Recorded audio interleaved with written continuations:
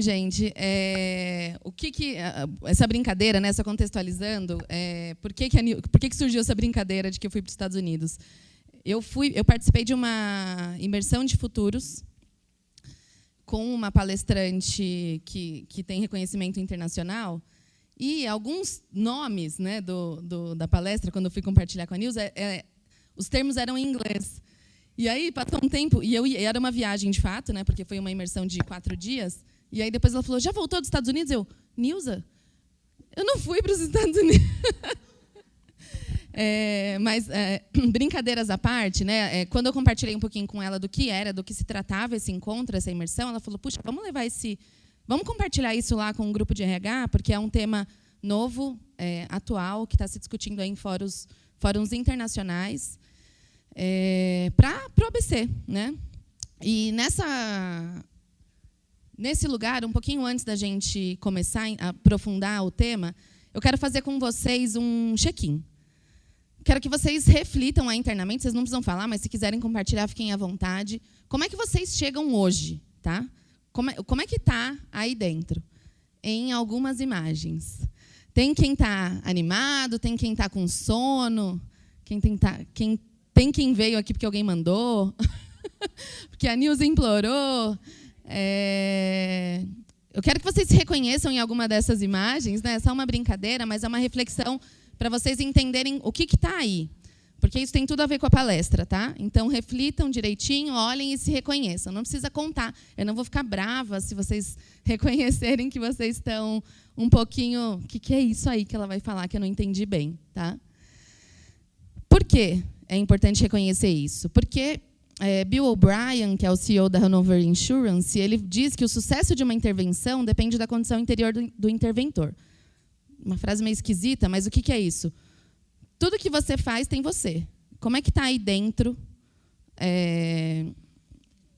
para como você chega hoje? Porque a forma como a gente chega, ou a forma como a gente está, o nosso estado interno, vai dizer se eu vou chegar aqui aberta, resistente, se eu vou chegar numa reunião para brigar, se eu estou disposta a ouvir. Então, reconhecer como nós estamos é muito importante para o que vai vir dali para frente, vocês vão entender um pouquinho melhor. Essa é uma frase de Bill O'Brien, mas ela aparece também no livro do Otto Scharmer, do Essencial da Teoria U. O pessoal acaba atribuindo essa frase ao Otto Scharmer, porque ele fala bastante disso, mas não é dele, é do Bill. Ele, inclusive, dá os créditos no livro para o Bill. Então, o que a gente vai trazer um pouquinho hoje, né? Então, falei para vocês que eu participei dessa imersão de futuros. Parece um negócio muito longe da nossa realidade, especialmente aqui no ABC. Mas a gente vai passar aqui por uma linha do tempo, de onde nós estávamos, onde estamos hoje, para onde vamos e como que a gente aplica. Porque eu sou uma pessoa muito prática, né? Então, eu participo de muitos eventos, muitas palestras, muitos treinamentos, que eu falo, a teoria é maravilhosa. Como é que eu ponho isso no meu dia a dia? Né? Então, eu acho que é uma dor que não é só minha, acho que a maioria de vocês, quando participam, quando leem um livro, quando escutam um podcast, veem um vídeo ou vão em algum treinamento, esse é um ponto sempre de reflexão para mim. Bom, como que isso começou? Né? Eu sempre fui de recursos humanos. Quando eu fiz lá no ensino médio um teste vocacional, a psicóloga que me atendeu na escola falou, olha, você devia fazer psicologia. E aí o meu pai tinha uma empresa, um comércio, e eu falei, acho que não, acho que eu não posso, né? Eu tenho que atender as expectativas do meu pai, vou fazer administração. E foi muito bom também eu ter feito administração, acho que eu também tenho uma mente muito racional, que a administração supre isso. Mas isso sempre ficou aqui no meu... né, essa vontade, né, sempre ficou. E, então, o meu primeiro estágio foi na área comercial. E aí, depois, o próximo estágio foi em recursos humanos. E aí eu entendi que faz todo sentido, né, que eu estou na área que eu devia estar, que tinha relação com o teste vocacional lá de trás, de psicologia. E eu sou isso e tantas outras coisas, né, como todos nós. E é sobre isso que a gente vai falar. Né? Então, quando eu participei dessa imersão de futuros, era uma... Eu vou falar um pouquinho mais para frente, mas eram 17 líderes, mulheres, grandonas, assim, que a gente chegou lá e não podia, e a proposta era: não conversem sobre os crachás, né? Vocês conheçam para além disso, né? Relacionem, se conheçam. Então a gente passou os primeiros dias só se conhecendo, se relacionando, se conectando, para além do que a gente faz no corporativo, no profissional, enfim. E isso foi ótimo para mim, porque eram mulheres gigantescas, assim, com crachás pesadíssimos, assim, em posições muito altas, em empresas grandiosas, que talvez, se eu soubesse de início, eu ia falar: puxa, será? Quem sou eu na fila do pão aqui? O que eu estou fazendo aqui? Então, isso me trouxe uma reflexão muito importante, né? Por que é que a gente, então, ou escolhe se relacionar a depender do crachá, ou a gente escolhe não se relacionar com medo do crachá do outro? Então, isso me deu uma permissão também. E eu vi aquelas mulheres tão grandiosas, assumindo posições em empresas tão grandes, né? Falando sobre isso que eu vou falar com vocês, e vivendo isso, e se permitindo viver isso, é como se eu tivesse também sentido essa permissão. Vocês vão entender, tá? Então, essa aqui foi uma foto do evento, né? As mulheres que participaram. A gente projetou cenários futuros em termos de trabalho, liderança, consumo, ecossistema e tecnologia. Na semana passada, elas fizeram o decoding do Embassy of the Future. Desculpa falar em inglês essa frase, eu vou traduzir, porque esse é o nome que elas usam mesmo, eu quero só falar exatamente, que é traduzindo, né? Eles estão cascateando o que foi a embaixada do futuro que aconteceu em Londres. Então, foi selecionado, né, algumas pessoas aqui no Brasil para um evento lá em Londres com os grandes futuristas mundo afora. Eram umas 30 pessoas, mais ou menos, pessoas grandiosas. Ela citou alguns exemplos, dentre eles tinha o fundador do Google Tradutor, pessoas realmente grandiosas que estão ocupando espaços de poder, trazendo a consciência como um pilar da sua liderança, do seu trabalho. Então, quando eu falo de permissão, a gente hoje, aqui agora, já podemos assumir todos os papéis que a gente assume na nossa vida, né? Então, e aqui eu não estou falando de misticismo, eu não estou falando de nada disso. Mas, por exemplo, de repente tem alguém que é músico, né, Juan? Você, músico, gosta de, enfim, tem várias outras coisas que compõem o ser que você é. Não é só o Juan, coordenador de RH e ESG da Petropol, né? Então, tem muitas outras partes suas que compõem. E aí, quando a gente vê pessoas, né, em posição de muito poder, falando sobre isso e se permitindo a integrar todas as partes, é como se a gente recebesse essa permissão também. Então, onde estávamos, né? Ou, eventualmente, onde estamos? A gente vive, né, uma era, já há alguns anos, de múltiplas crises aqui. Sejam elas sociais, tecnológicas, financeiras, de saúde, né? E esses são os momentos, né, que os estudiosos trazem, que são os shifts de consciência, ou seja, que são os momentos em que a gente precisa e demanda de uma mudança de consciência, uma transformação.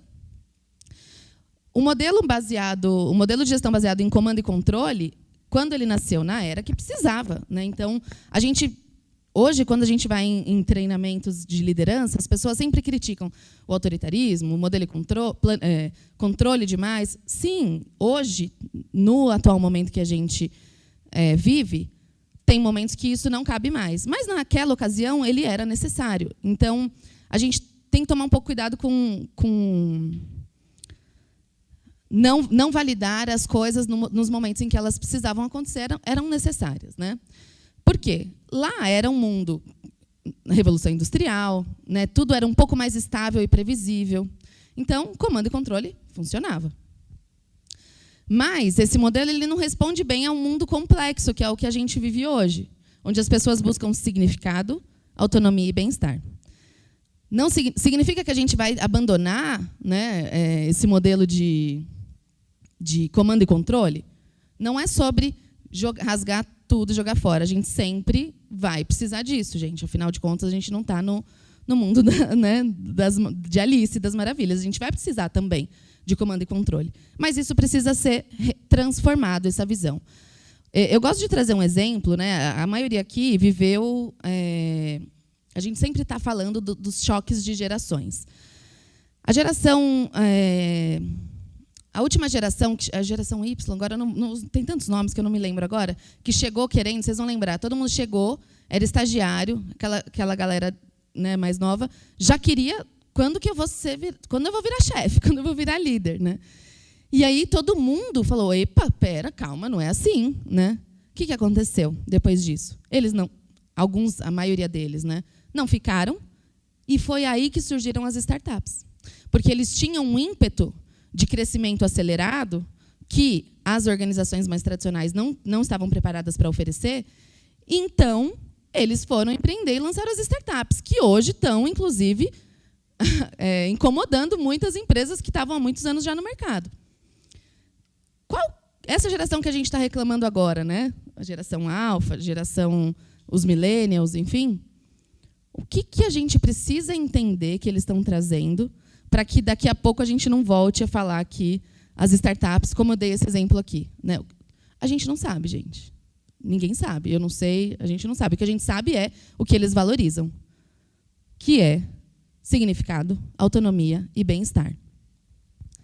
Alguns pesquisadores, aí, como Frederic Laloux, Ken Wilber, Otto Scharmer, eles afirmam que a evolução da consciência é o maior diferencial competitivo do futuro. Eu coloquei o nome da palestra como Nova Tecnologia da Liderança. Será que é nova?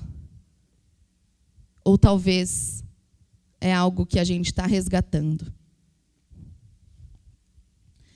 Se a tecnologia digital transformou processos, a tecnologia da consciência vai transformar as relações humanas e os resultados organizacionais. Por que tecnologia, né? Por que essa evolução da consciência é esse diferencial competitivo do futuro? E por que a gente chama de tecnologia? Nesse livro, do Frederic Laloux, inclusive eu recomendo, quem tiver interesse em ler, ele é bem prático, uma linguagem bem tranquila, traz vários exemplos, né, que ele chama, o livro é Reinventando as Organizações. Ele mostra, né, que as empresas evoluem, todas as organizações evoluem conforme a consciência humana evolui. E ele identifica alguns estágios de consciência organizacional, né, eu vou mostrar para vocês, que é para fazer um diagnóstico, uma autoanálise, né, com base em alguns critérios ali que ele estabeleceu. Então, desde o modelo mais autoritário até os modelos TIL, que é o que eles chamam de modelos autogestionados, com propósito evolutivo, enfim, e dentro de uma linha que eles consideram mais regenerativa. Esse é o mapa que ele traz no livro, né, do Reinventando as Organizações. Obviamente, aqui não dá para vocês lerem, mas ele traz, né, por exemplo, sobre a perspectiva de remuneração e salários. Aqui ele traz algumas...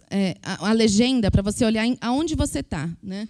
E aí depois você entende, de acordo com onde você foi preenchendo, em que nível de consciência a sua organização está. Para que isso? É para se autoflagelar? Não, gente. As mudanças demoram, as coisas acontecem como tem que acontecer, mas é importante ter consciência do estado que está, porque senão a gente fica achando que a gente está trabalhando num nível aqui, mas ainda tem algumas coisas que a gente está num nível mais vermelho, né, que é o nível mais autoritário. Que é um nível que eles trazem, né? Não dá para eu me aprofundar aqui ainda, porque a gente tem pouco tempo de palestra, mas é um nível de sobrevivência, né? O Ken Wilber ele traz isso de uma outra forma também, que eu vou compartilhar com vocês. As organizações do futuro serão organismos vivos, não máquinas controladas, e só florescem onde há líderes com consciência expandida. Porque em ambientes complexos, controle e previsibilidade não funcionam. O que funciona é autonomia, confiança e propósito. Isso só é possível com líderes e culturas mais conscientes. Vocês vão entender um pouquinho melhor isso mais para frente, mas a consciência, né, ela é um tema de difícil tradução. Tá? O que é consciência? Né?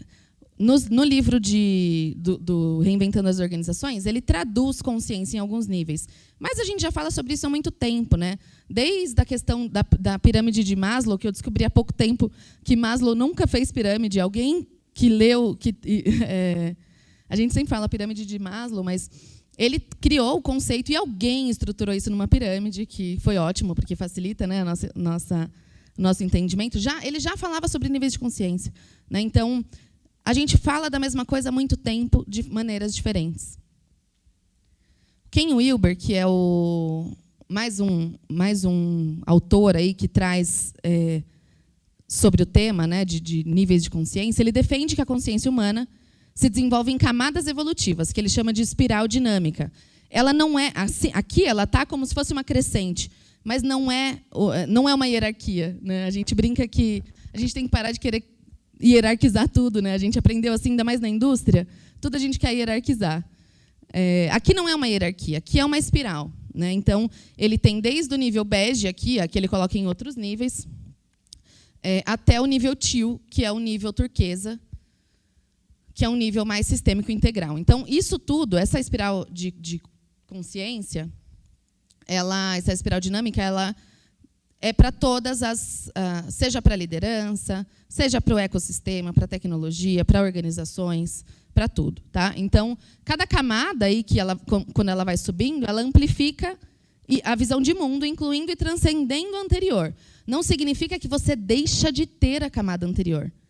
Nós somos seres integrais. Vai ter momentos em que a gente vai precisar sobreviver e a gente vai precisar adotar um outro nível de consciência, ou você vai precisar adaptar a sua fala, porque o outro está num outro nível de consciência, e aí, se você estiver falando... É a mesma coisa com o idioma, gente. Adianta você falar japonês com quem não entende japonês? Não adianta. Então, a gente vai ter que também ter a capacidade de adaptar o nosso discurso, né? Então, aqui ele traz... A Lígia adaptou, né? A Lígia Zottini, que é a pesquisadora de futuros que eu fiz a imersão, ela adaptou aqui, ela colocou quantas pessoas estão no poder nesse nível de consciência e quantos % da população. Então, pela pesquisa que ela fez, né? Ela fez uma longa pesquisa durante um período. Quem está no bege? Quem acabou de nascer? Uma criancinha acabou de nascer? Um bebezico? Quem tem bebê em casa? Deve ter alguns aí, né? Ele está no bege ainda, ele precisa sobreviver, né? E aí, a depender dos privilégios, né, ele já sobe direto para o vermelho. Que o vermelho ele tem essa questão mais individualista, né? O azul ele já começa esse lance todo que a gente fala de hierarquizar, né? De começar a olhar num formato de comando e controle ali. Sobe um pouquinho para laranja, que é onde a gente está, principalmente. A Lígia, na pesquisa da Lígia, né, ela sempre traz que a maioria da população está aqui na laranja. Entretanto, nessa imersão que eles fizeram lá, no Embassy of the Future, tinha um pesquisador lá que fez uma nova captação de dados, e ele disse que a população brasileira ainda está aqui, entre o vermelho e o azul. Quantas pessoas no poder nós temos hoje no poder? Em posições de poder, seja no governo, seja em empresas, não importa, tá?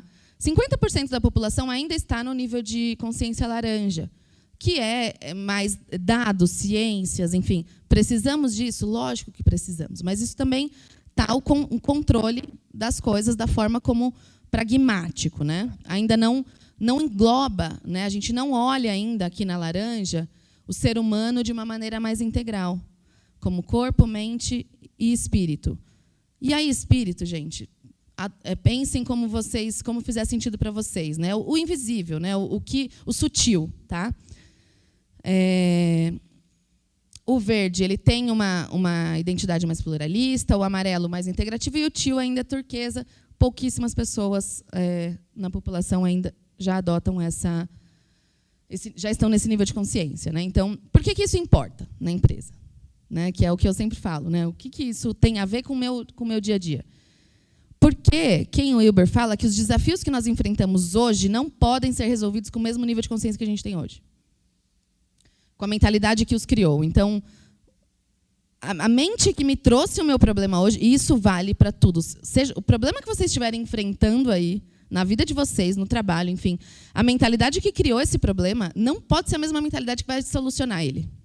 E é aí que está o grande ponto do porquê a consciência é uma tecnologia, e é uma tecnologia humana. E a nenhuma vai conseguir fazer isso por vocês. Ainda bem.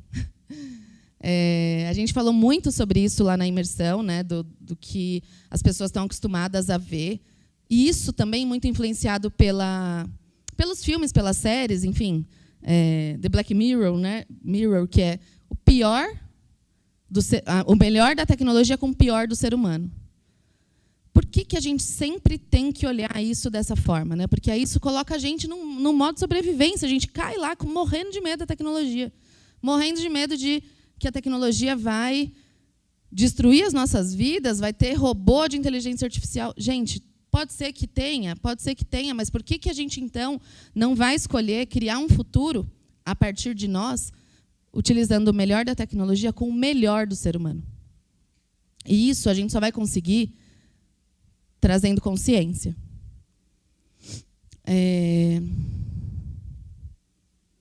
E aí, assim, pelos estudos, o que o Ken Wilber traz também? Por que é importante trazer isso para a reflexão? Que as empresas que ainda estão presas ali no laranja ou no vermelho não vão conseguir prosperar, evoluir, não vai ser sustentável a presença delas aqui se elas continuarem ainda nesse nível. Elas vão precisar dar um passo para frente. O nível de complexidade da solução precisa ser maior que o nível de complexidade do problema. Isso também serve, né, é uma outra forma de olhar aquilo que eu falei. O nível de consciência que causou o problema não vai ser o mesmo que vai solucionar. Tá? Então, Otto Scharmer, ele é um autor do livro que também eu recomendo, quem tiver interesse, que é o Essencial da Teoria U. Ele não escreveu só esse, ele escreveu alguns outros, né? Ele fala que liderar... a gente tem que liderar a partir do futuro que quer emergir. Futuro que quer emergir. Emergir a partir de quem? A gente sempre fica sentado lendo estudos sobre as perspectivas do trabalho, do consumo, da liderança e tudo. Joia. Mas aí, qual é a minha postura em relação a isso? Eu vou ficar sentado esperando esse futuro chegar, ou eu vou permitir que o futuro chegue através de mim? Esse cara, ele não é qualquer um, tá? Ele é um cientista formado, né, lá no MIT. Ele trabalha, né, é um instituto tecnológico muito conceituado lá nos Estados Unidos. E ele afirma que a liderança tradicional, que é reagir ao passado, não funciona mais. Por isso que ele fala muito sobre liderar a partir do futuro que quer emergir. A IA generativa, como que ela funciona? Ela analisa os dados do passado e te traz alguma resposta, né? No mundo que a gente vive hoje, em que tudo está mudando, tudo está se transformando, ela não tem dado suficiente para trazer uma solução para a gente. Então, por mais que hoje está muito comum as pessoas usarem vou trazer aqui o ChatGPT, né, como um exemplo de IA generativa, para ajudar nos problemas, e eu acho que sim, é válido, a gente tem que usar sim também, mas tem alguns problemas que a IA não vai trazer a melhor solução, porque ela não conhece, são problemas novos que ela ainda não foi alimentada com dados para isso. Flávia, mas tem a IA preditiva. A IA preditiva também é com dados do passado. Ela te dá uma perspectiva para o futuro, uma previsão, não é uma previsão, mas não sei o nome aqui. Ela te dá uma perspectiva, olha, pode ser que, com base nisso aqui, historicamente, isso vai acontecer agora. Às vezes ela acerta. Mas tem consciências, tem coisas que a gente precisa permitir se conectar com a consciência humana, com a tecnologia humana, que nenhuma tecnologia vai substituir. O Otto Scharmer, ele propõe o presencing. É uma palavra que não tem tradução no inglês, que é presença com sentir, presence com sensing. Não existe uma tradução, né? Que é o quê? O que significa isso, né? Aquilo que eu fiz o check-in para vocês. Qual é o estado interno, né, que os líderes, que as pessoas se conectam com o futuro emergente antes de agir? Eu vou dar um exemplo para vocês mais para frente, mas se eu chego aqui, vou dar um exemplo de hoje.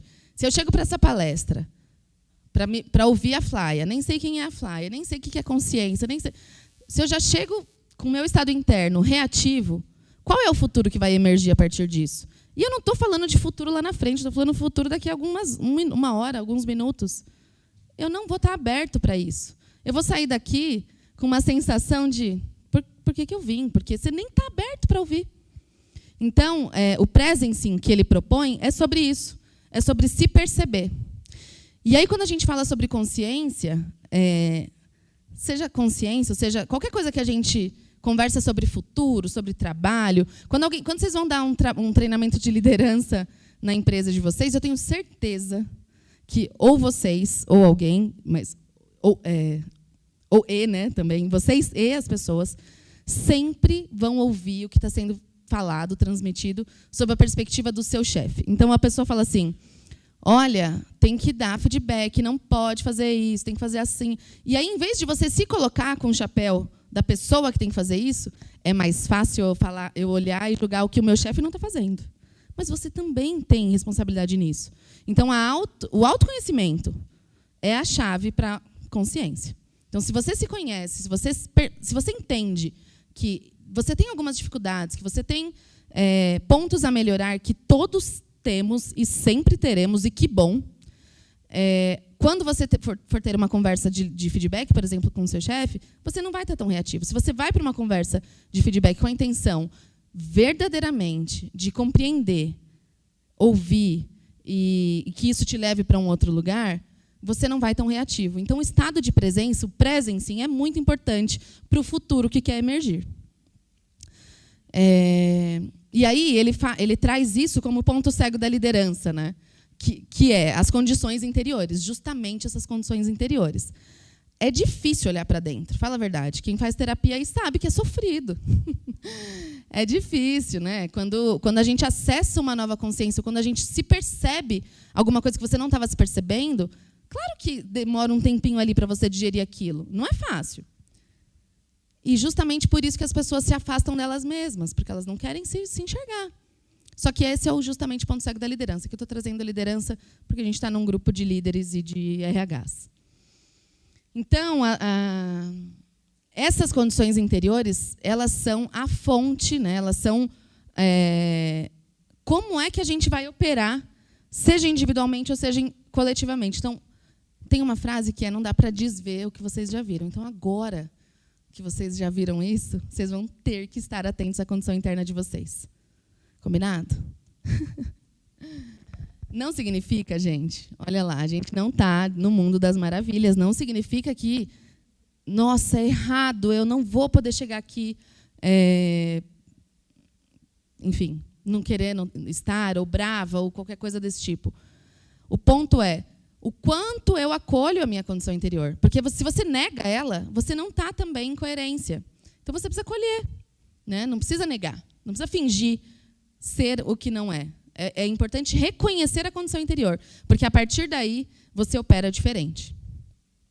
E por que isso é tecnologia competitiva, né? Porque quem antecipa futuros e age a partir de um campo de consciência mais profundo cria soluções inovadoras antes dos concorrentes. Isso aqui é para quem é uma linguagem mais de negócio, mas é um fato, né? Se você chega, vai ter eu vou mostrar aqui um exercício de antecipação de futuros para vocês fazerem, mas vocês conseguem estar em presença, vocês conseguem, por exemplo, entendendo que eu estou chegando para essa reunião, para uma conversa, vou dar um exemplo aqui, uma conversa que eu vou ter com alguém da minha equipe que não está performando. Se eu chego para essa conversa com a intenção de dar um esculacho na pessoa, qual que é o futuro que vai emergir? É briga, é resistência, é treta. E qual que é? Quando eu alinho a intenção de, não, eu quero verdadeiramente ajustar a performance, qual é o futuro que vai emergir? Pode ser que a outra parte, não depende só da gente, mas pode ser que a outra parte esteja também mais aberta. E aí, daqui a pouco, vocês vão entender também o porquê que isso acontece. Tá? A essência da liderança é tomar consciência de nosso ponto cego e depois mudar o lugar interior a partir do qual operamos, conforme exigido pelas situações que enfrentamos. Esse nível original afeta fundamentalmente a qualidade do liderar, do aprender e do ouvir. A gente tem protagonismo na nossa condição interior. A gente deve assumir o protagonismo. A gente não deve negar, mas a gente deve assumir o protagonismo. Tem um instituto, que é o HeartMath Institute, que é um instituto, é uma organização de pesquisa, tá? Não é aqui do Brasil, ela é de fora, que ela estuda a relação entre o coração, a mente e as emoções.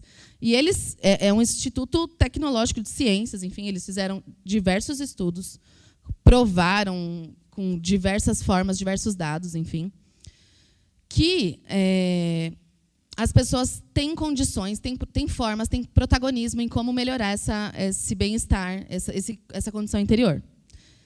O que ele demonstra, né, com dados mensuráveis? Se vocês tiverem curiosidade, vocês podem acessar o site deles, é bem interessante. A maior parte do material está em inglês, mas hoje em dia tem tecnologia para vocês traduzirem. Ele comprovou que o coração é o gerador do campo eletromagnético mais forte do corpo humano. Já vou explicar o que é campo eletromagnético, tá? E esse campo ele é detectável a vários metros de distância e varia conforme o estado emocional da pessoa. Quando a gente está em coerência cardíaca, que é vibrando ali em emoções que eles classificam como gratidão, amor, apreciação, isso aqui é tudo estudo deles, tá? Esse campo se torna mais ordenado e coerente, influenciando não só fisiologia do corpo mesmo, mas também impactando as pessoas próximas, tá?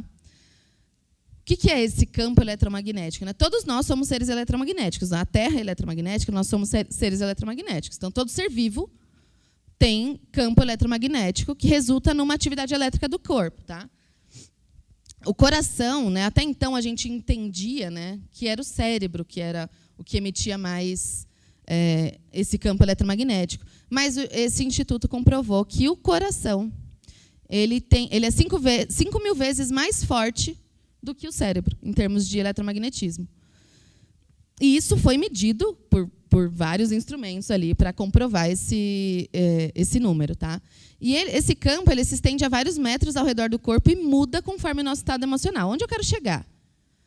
Olha só, isso aqui é uma imagem do próprio instituto, né, de como é que eles mensuraram esse campo, né, através dos mecanismos tecnológicos lá que eles usaram, num coração de uma pessoa com coerência cardíaca. Já vou explicar o que é isso.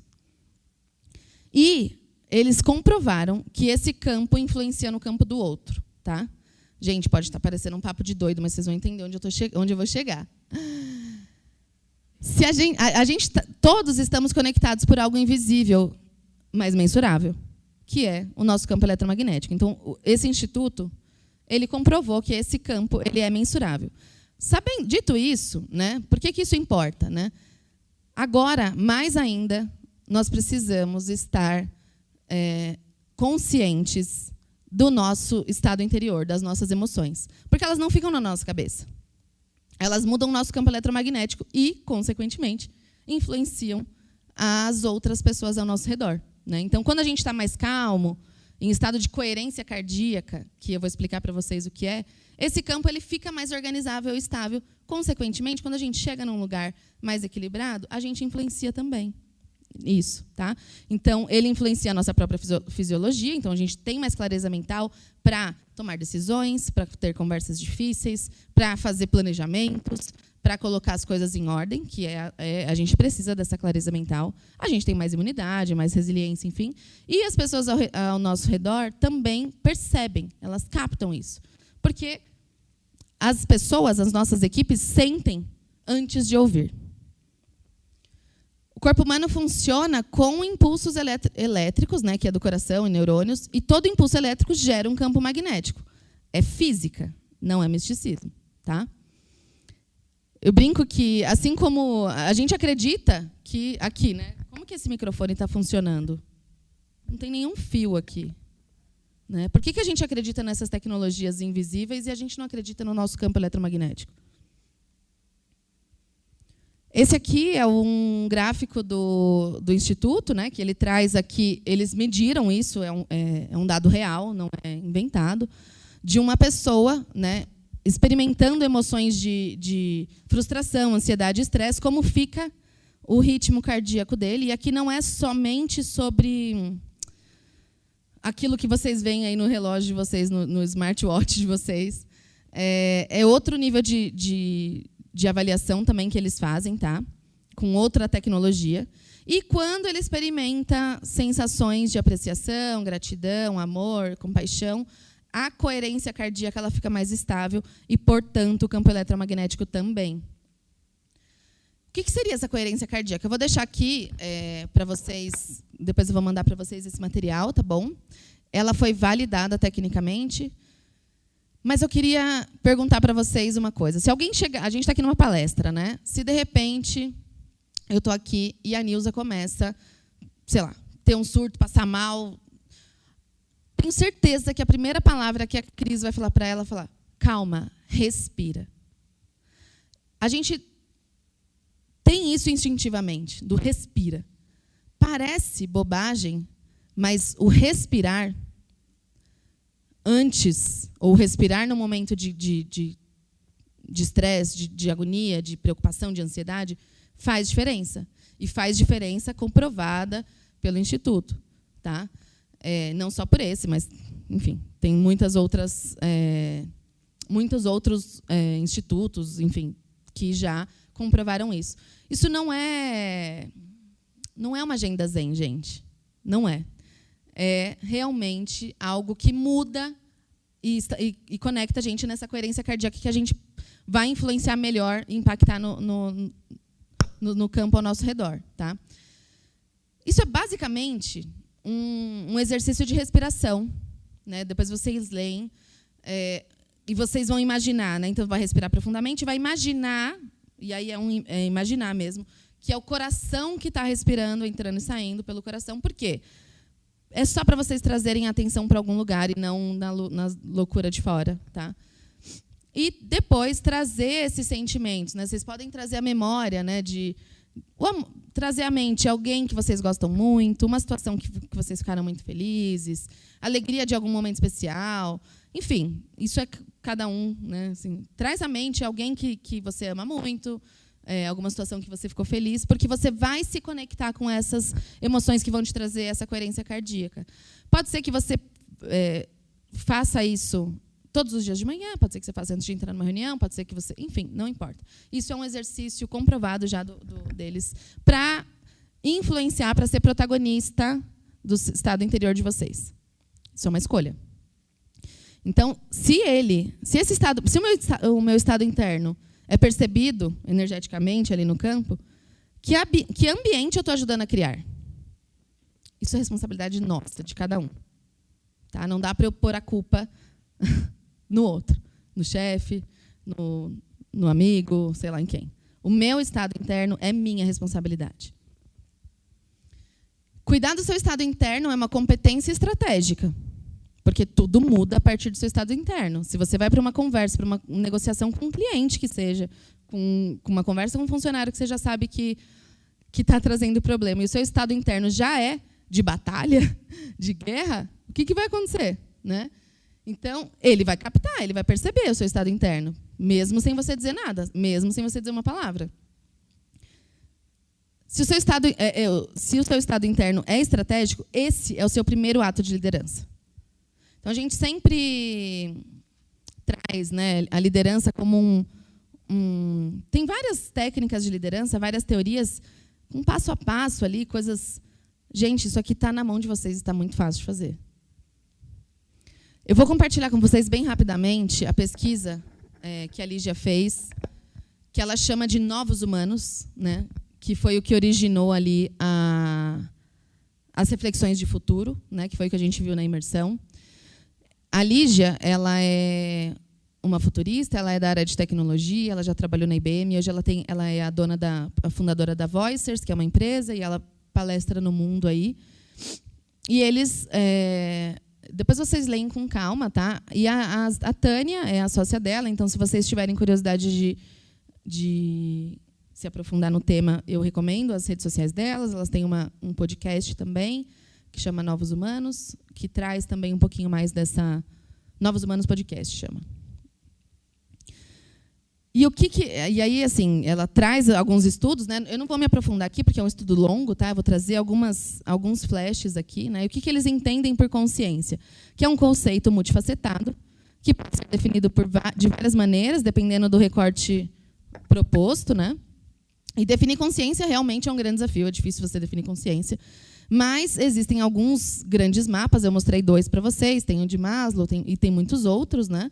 E um complementa o outro, tá? Não tem um único e talvez a gente não saiba definir qual seria o melhor, né? E o mapa que ela utilizou aqui para esse estudo, né, foi o mapa de Ken Wilber, que é esse daqui que eu já mostrei para vocês, e foi aí que ela chegou nesses percentuais, tá, na pesquisa dela.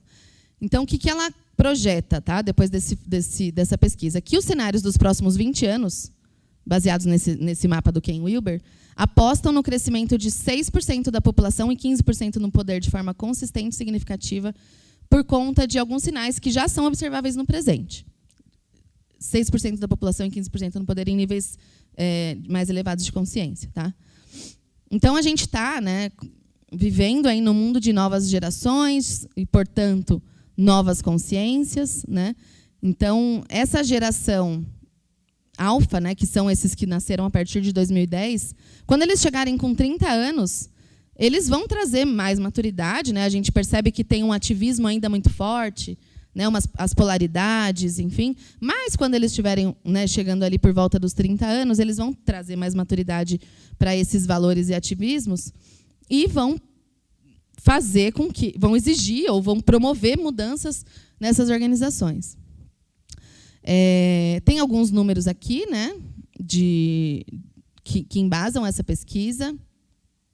Ela traz também, né, a necessidade da expansão das narrativas de diversidade, né, que hoje a gente vive a era da diversidade de pessoas e de estágios de consciência.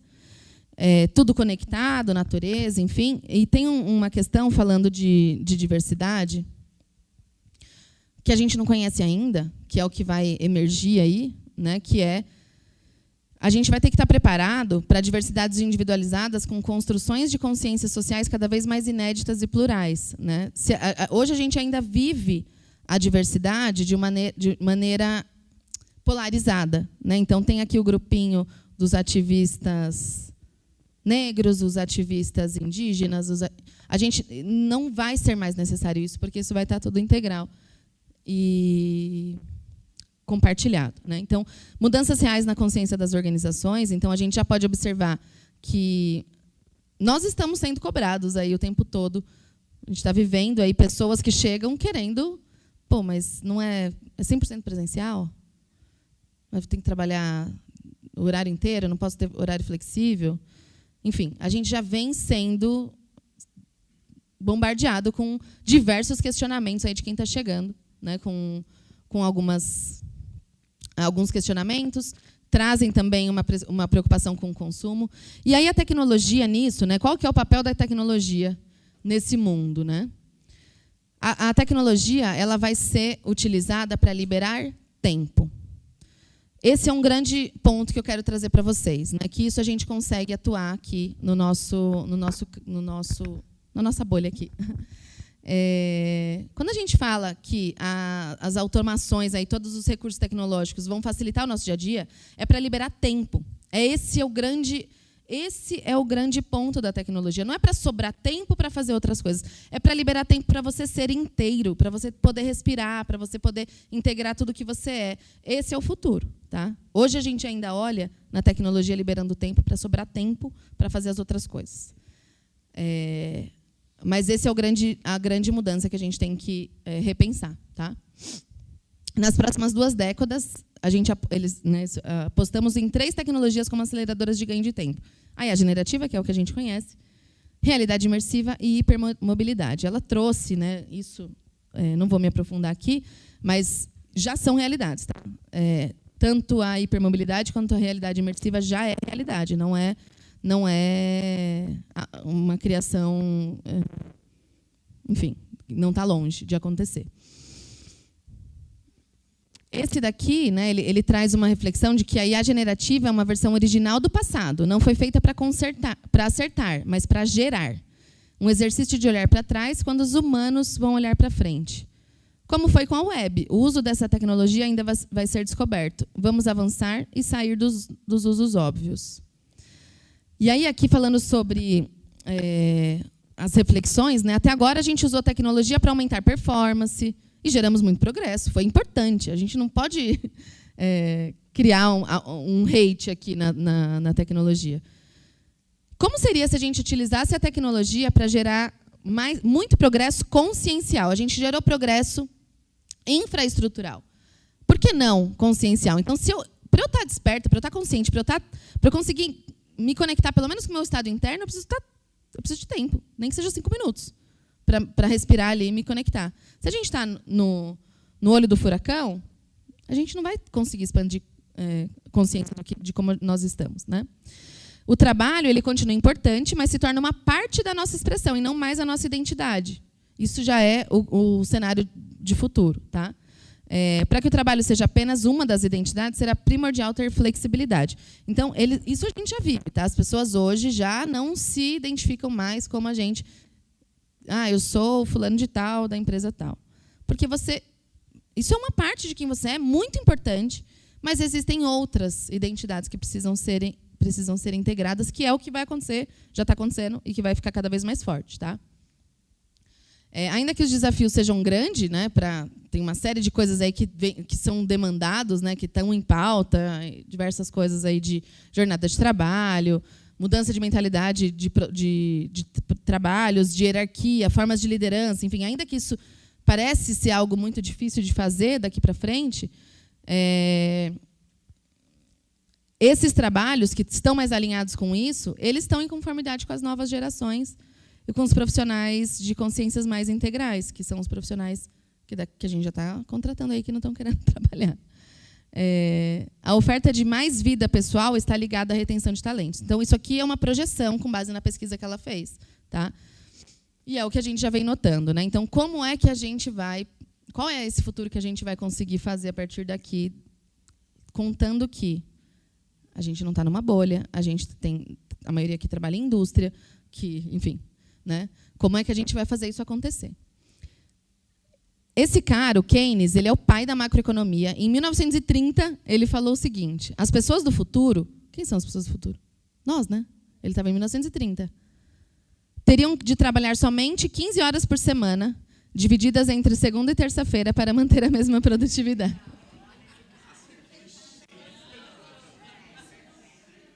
Ele estava em 1930 falando das pessoas do futuro, que somos nós, e ele já projetava isso.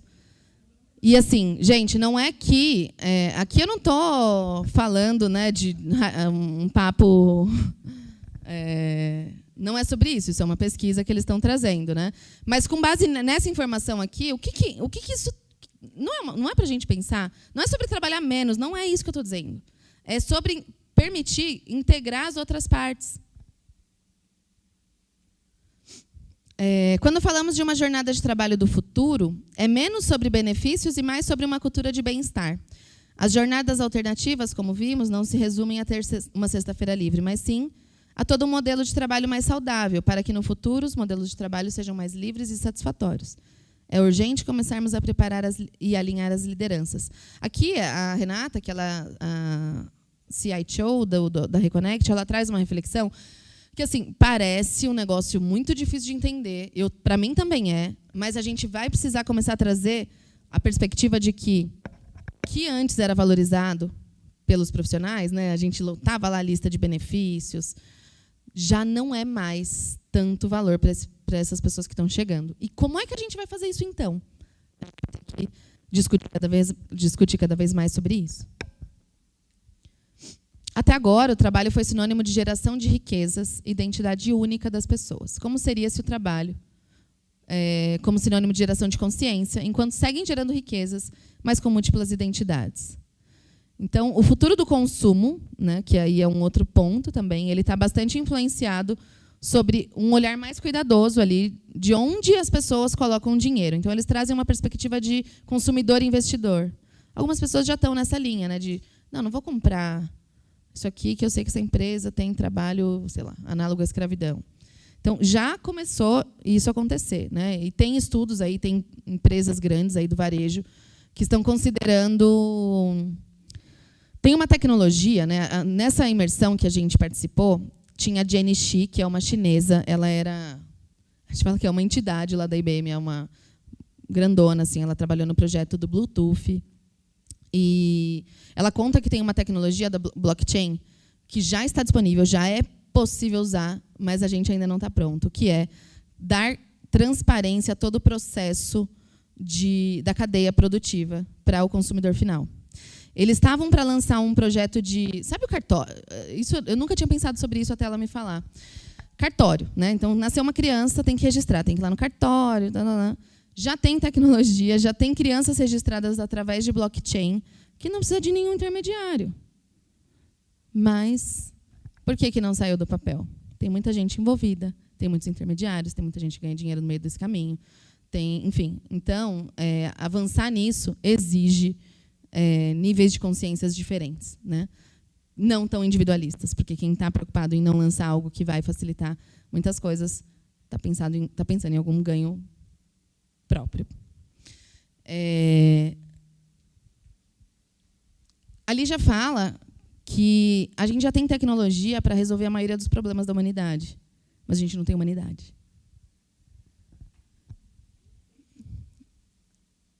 Bom, vou avançar aqui para a gente não perder tanto tempo. Até agora, as organizações nos ensinaram o consumo em série, que tem muito de excessos e de acúmulos. Como seriam as organizações promovendo e ensinando novas formas de consumo baseado na transparência, na verdade e na suficiência?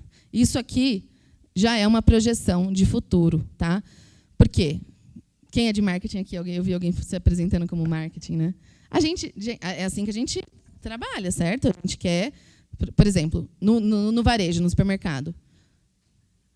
A gente quem trabalha nisso, ele vai fazer com que você consuma mais. Como aqui, eu sou dona do supermercado, por exemplo, e eu tenho um lote enorme de, sei lá, bolacha recheada perto de vencer.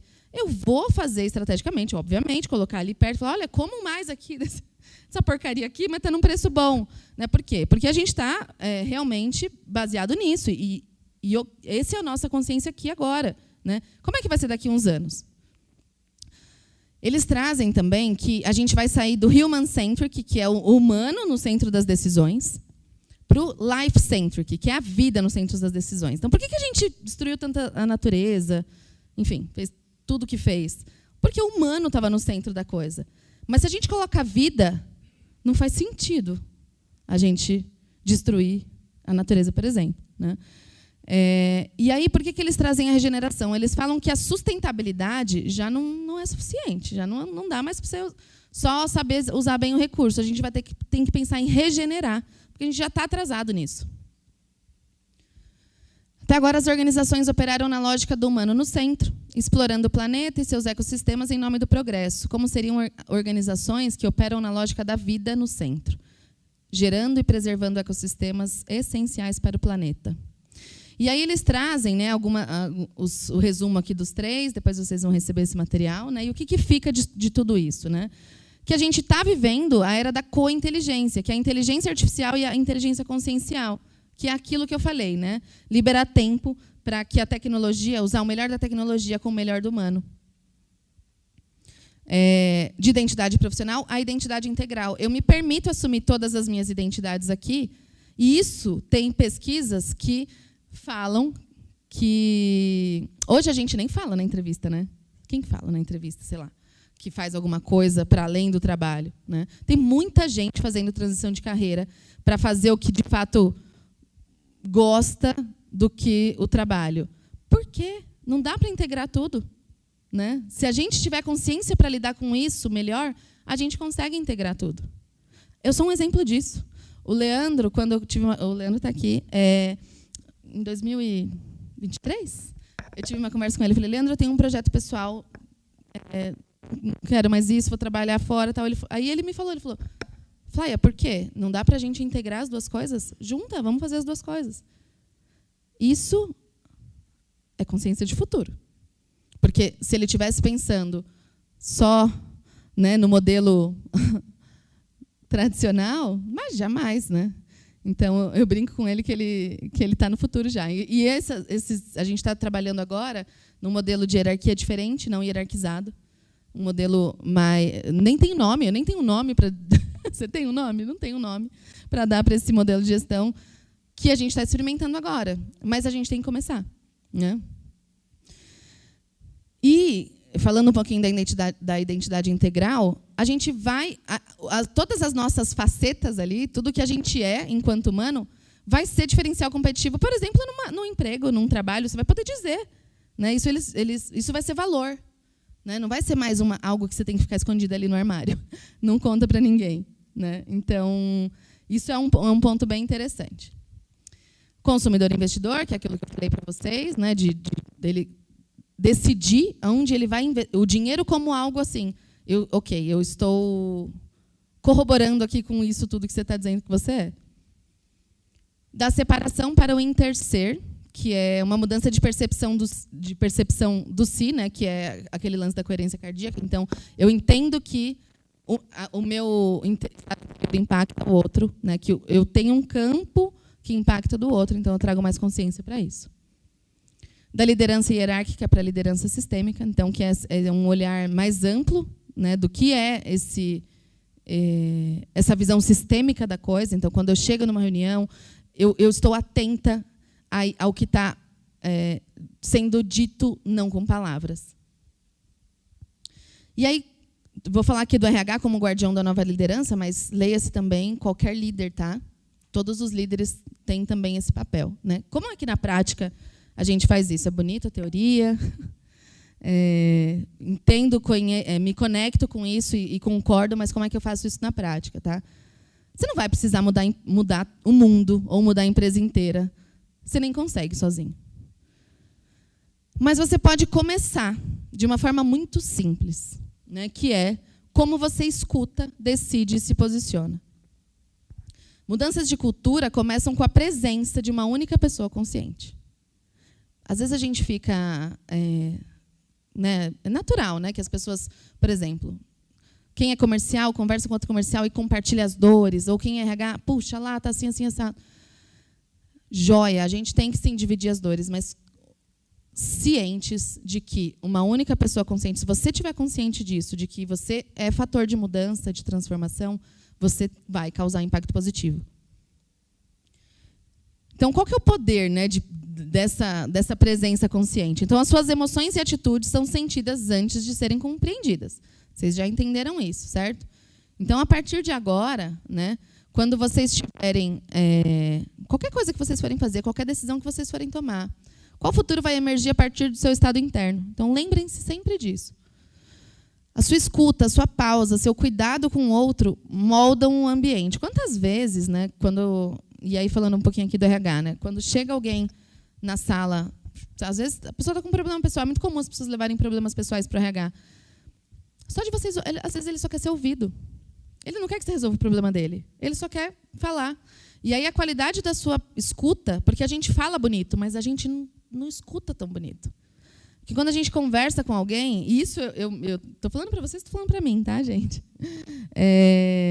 Eu sou muito falante, então eu tenho essa dificuldade. E eu preciso ficar me policiando de quando eu estou ouvindo alguém, eu só ouvir verdadeiramente, sem ficar pensando... minha mente louca, assim, já estou pensando em responder, aí eu atrapalho a pessoa, não deixo ela terminar de falar. Vamos ouvir bonito também. Né? E você pode ser um ponto de coerência no meio do caos. Às vezes, numa reunião turbulenta, se você escolhe intencionalmente estar em coerência cardíaca, você impacta o ambiente. Porque a sua fala vai ser mais acolhedora, vai ser mais calma, vai ser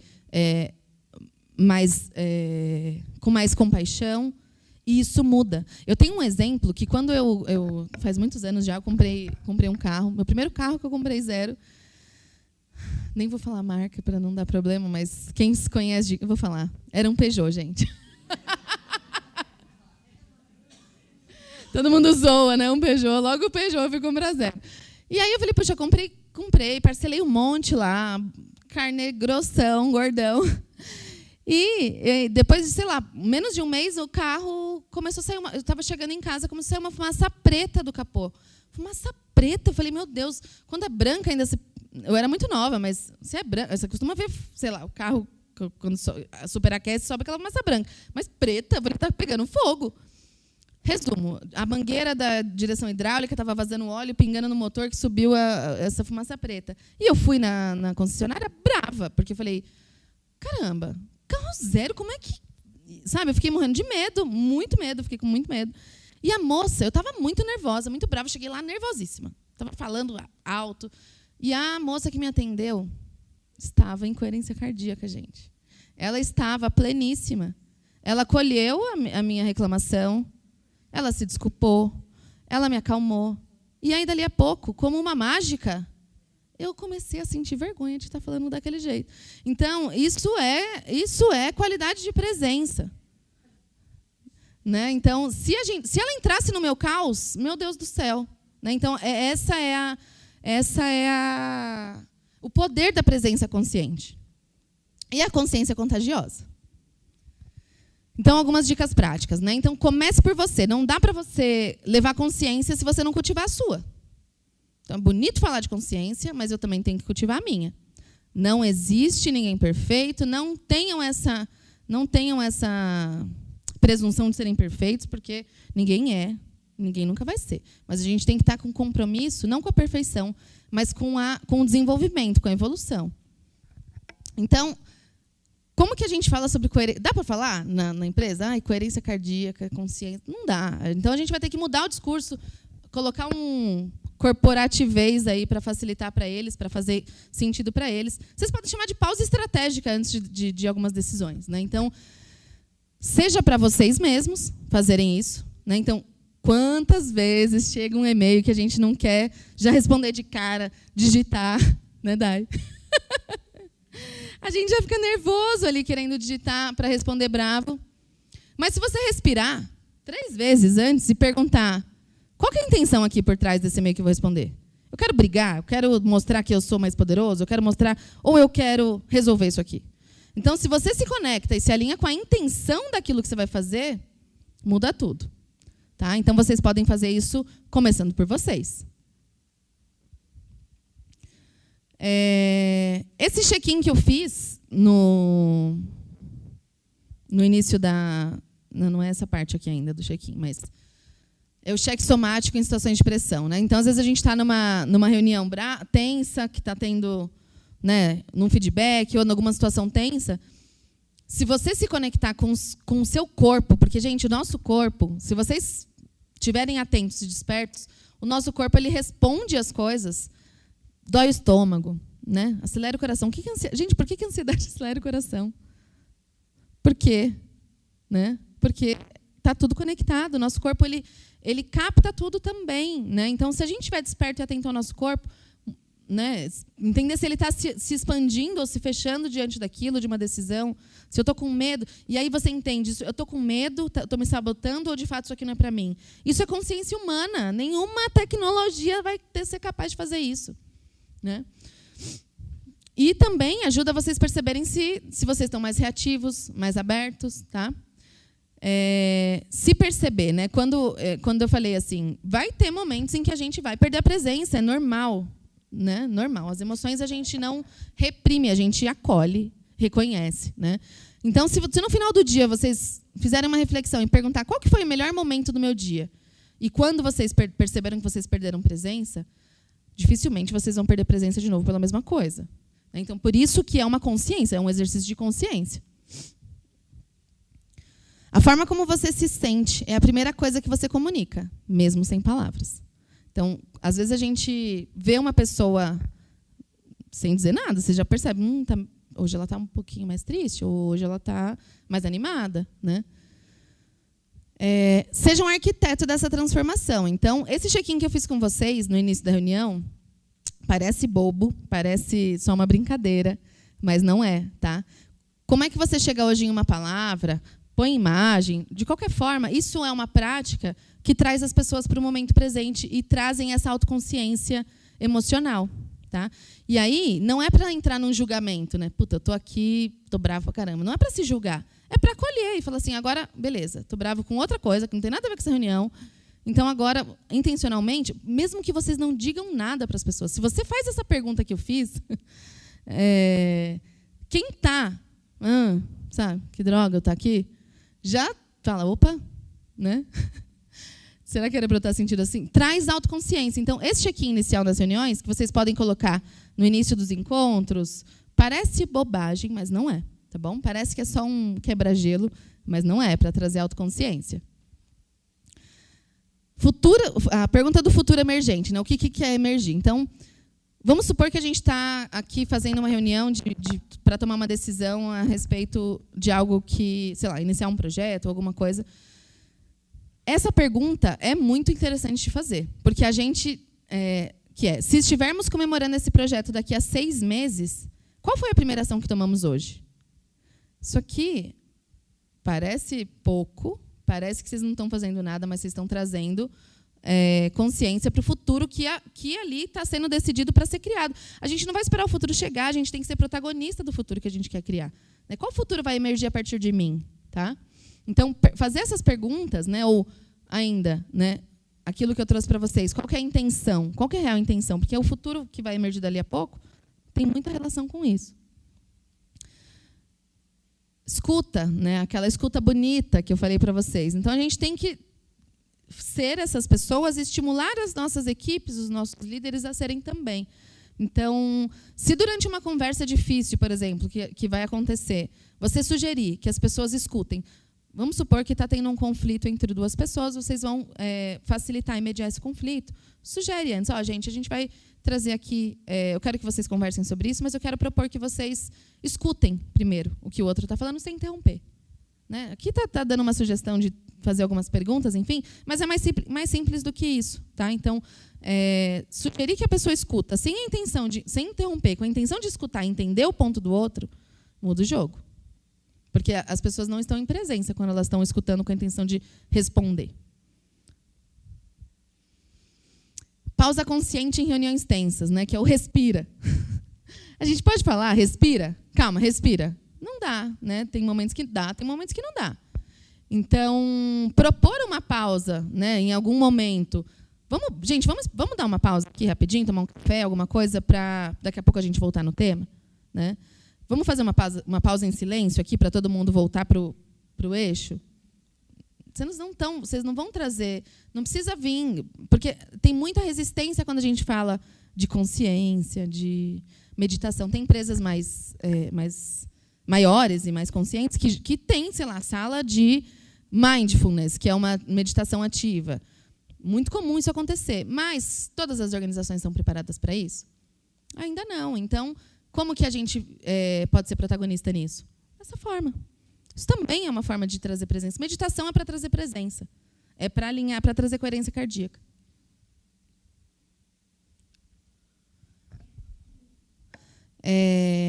Isso aqui é muito interessante também, que é o que a gente escuta num mercado mais holístico, né, de gratidão e tal. Isso parece um papo também muito, muito zen, mas faz sentido. Tá? O Leandro uma vez trouxe um exemplo de uma reunião que ele participava na Evoque, se não me engano, Leandro, de que eles, antes da reunião, eles perguntavam para as pessoas qual que foi, talvez não seja bem isso, mas qual que foi, pelo que vocês são gratos hoje, ou qual que foi uma coisa boa que aconteceu hoje, desde que você acordou? E aí, pouco a pouco, as pessoas vão trazendo experiências positivas, e aí aquele que estava lá na ponta, que está com algum problema, que chegou naquela reunião de uma maneira mais, por que eu estou aqui? Ele se contagia com as histórias positivas, o campo muda e a reunião começa num outro nível. Né? Então, de novo, parecem coisas pequenas, bobas, mas não são. Tá? Então, perguntar, né, qual que foi a melhor colaboração que você recebeu essa semana? Né? Tem empresas que estão fazendo até isso em quadros, porque ou visuais ou online, enfim. Né? Então, tudo isso que parece só coisas que o RH inventam, tem uma razão, porque se eu vejo uma história legal, a pessoa, por exemplo, essa semana a Melissa me ajudou nesse projeto aqui que eu estava com dificuldade. Obrigada, Melissa. Gente, parece pequeno, mas não é. Né? E as pessoas começam a querer estar lá também como eu também quero colaborar com alguém. Né? E a gente vai mudando, pouco a pouco, esse ambiente. Ele aumenta a energia positiva, enfim. Né? Isso daqui é sobre vulnerabilidade. Né? Então, tem que ter coragem, né, para eu perguntar para alguém o que você vê em mim que eu ainda não vejo. Às vezes a pessoa vai te trazer alguma coisa, algum ponto de ajuste, mas às vezes ela vai te trazer algum ponto muito bom sobre você que você ainda não tinha nem se dado conta, né? Então, isso também, né, é muito bom porque estimula essa segurança psicológica que vai elevando o nível das pessoas para elas poderem compartilhar mais e influenciar mais a cultura. O RH não muda tudo sozinho, fato. Mas é um grande fator de mudança, de transformação, de facilitar e influenciar os líderes com essas micropráticas. Uma pergunta que vocês fazem para um líder, antes de fazer uma intervenção, ou no momento em que ele está bravo, nervoso, enfim, muda tudo. Vocês sabem disso, vocês devem ter vários exemplos por aí. Tem alguns outros exemplos, né, de rituais simples para trazer presença, né? Então, momentos de silêncio, de respiração. Isso aqui é muito interessante, né, de encerrar ciclos ou projetos com momentos de apreciação, reconhecendo aprendizados e emoções. Então, o que deu certo nesse projeto aqui? Vamos celebrar o que deu certo? O que foi bacana? O que foi legal? Criar isso como um ritual em todos os projetos, e aí não precisa ser projetos. Estou falando projetos, porque a DUPS vende em projetos, mas pode ser qualquer coisa, pode ser qualquer venda, pode ser, enfim, no dia a dia de vocês, pode ser uma reunião, pode ser um treinamento, pode ser, enfim. Como é que foi? Reconhecer ali o que teve de coisas boas, né?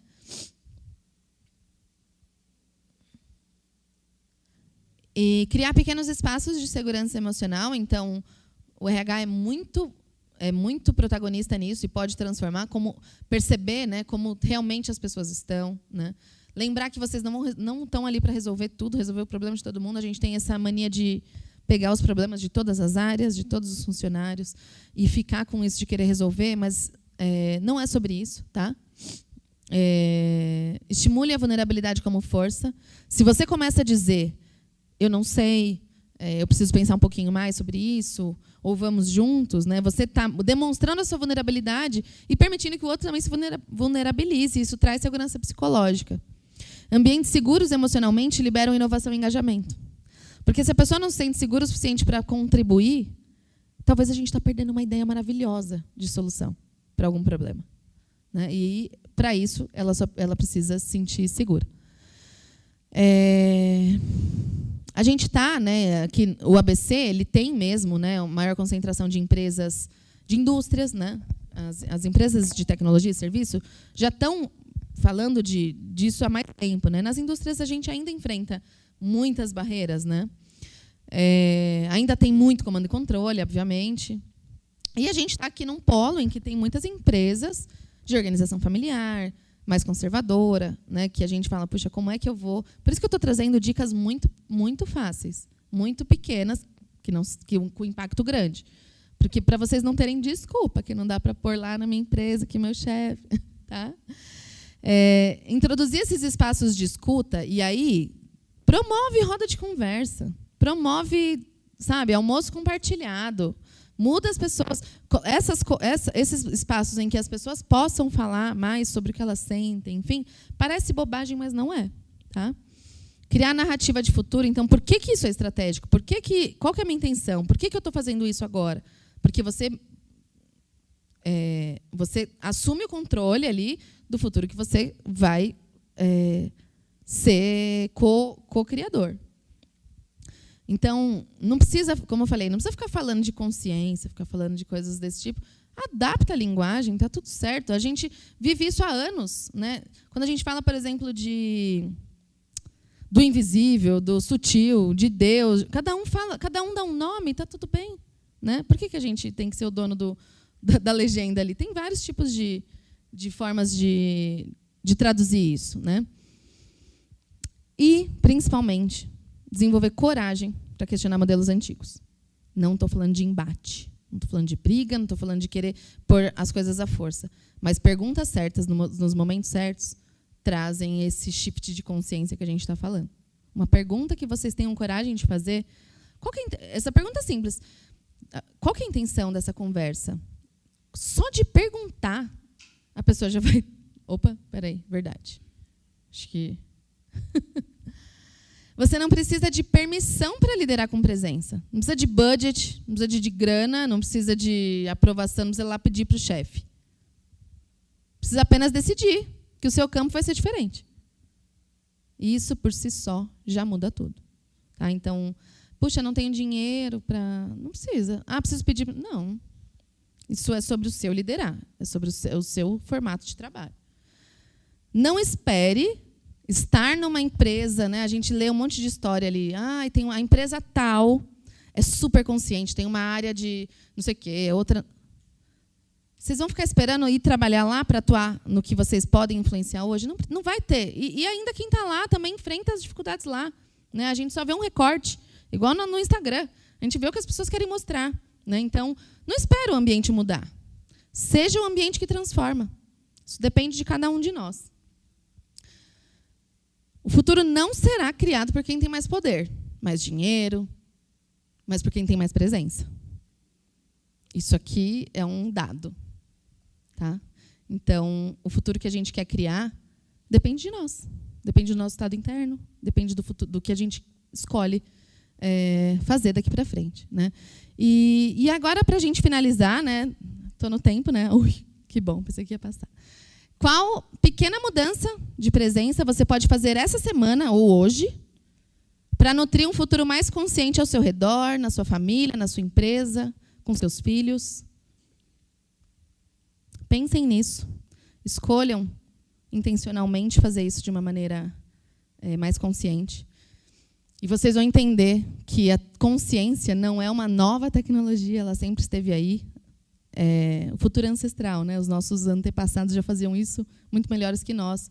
Em algum momento isso se perdeu e agora a gente precisa retomar. É isso, pessoal. Muito obrigada. Espero que tenha trazido um pouquinho mais de clareza e coisas que vocês vão conseguir pôr no dia a dia de vocês. Obrigada.